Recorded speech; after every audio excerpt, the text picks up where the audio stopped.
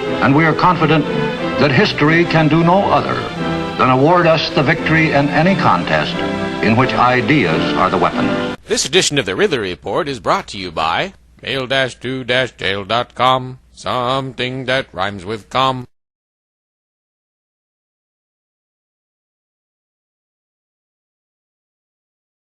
Quote, Bradley Jardis was not exercising personal private discretion when he circulated over the internet a statement announcing his intent to violate his oath of office by refusing to enforce a law, and his intent to convince other law enforcers to do the same.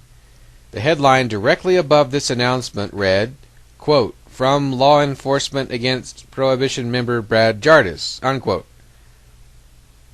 Continuing with Jack Cole's quote here, quote, Bradley wrote that his actions are based on his interpretation of the New Hampshire Constitution. We do not believe the constitutionality of any laws can or should be decided by individual police officers. That test should be left up to the judiciary. LEAP will only be able to achieve its goals by recruiting ever more law enforcers to our ranks. Most police officers who agree with LEAP that the laws must change would never join an organization calling for this kind of disobedience of law. Thus, we have had to respectfully part ways with Bradley. Bradley has done quite a bit to help LEAP in the past, and despite our divergent approaches, we wish him the best of luck in his effort to change these terrible laws. Unquote. That's Jack Cole from Law Enforcement Against Prohibition. So it sounds like, again, what he's saying is it's okay if Brad were to do what he's going to do surreptitiously on the sly, but if he's being open about having a conscience and acting on it, then that's a problem. Also, what kind of fantasy land is Jack living in if he thinks that the judiciary can be relied on to interpret the Constitution?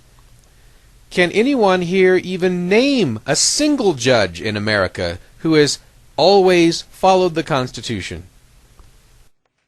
If you can name such a judge, how about the 99% of other judges that don't follow the Constitution?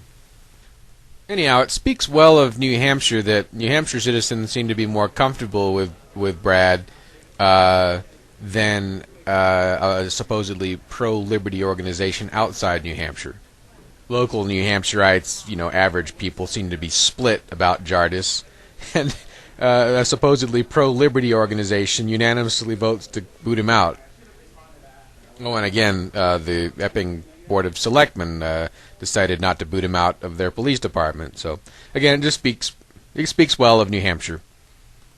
I guess better the average New Hampshire organization than the average supposedly pro-liberty organization that's not in New Hampshire.